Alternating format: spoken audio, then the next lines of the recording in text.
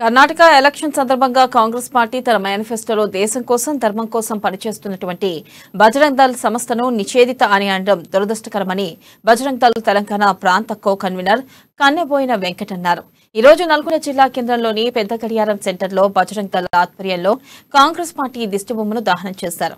ఈ సందర్భంగా కాంగ్రెస్ పార్టీని దేశంలో ఉన్న ప్రజలు ఎప్పుడో బ్యాన్ చేశారని కాంగ్రెస్ నాయకులు గుర్తు చేసుకోవాలని కన్నబోయిన వెంకట్ అన్నారు.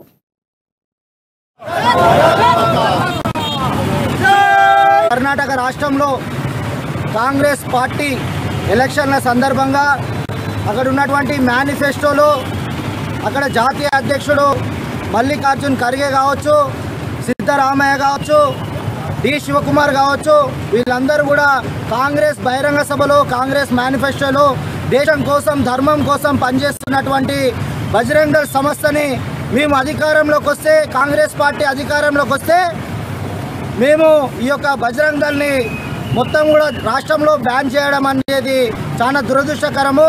మేము కూడా బజరంగ్ దళ్ని బ్యాన్ చేస్తామని చెప్పడము కాంగ్రెస్ పార్టీ నాయకులకు సిగ్గుచేటు. కాంగ్రెస్ పార్టీ దేశ ప్రజలందరూ కూడా సుమారు 20 రాష్ట్రాలలో బ్యాన్ చేశారు. ఎక్కడ కూడా ప్రభుత్వం లేదు. కావున మైనార్టీల ఓటు కోసము, దేశం కోసం ధర్మం కోసం పనిచేస్తున్నటువంటి ఎంతోమంది బజరంగ్ దళ్ కార్యకర్తలు ప్రాణత్యాగం చేస్తున్నారు. అది మీకు కనిపించలేదా అని చెప్పి బజరంగ్ దళ్ నుంచి ప్రశ్నిస్తున్నాం. కర్ణాటక రాష్ట్రంలో కాంగ్రెస్ పార్టీ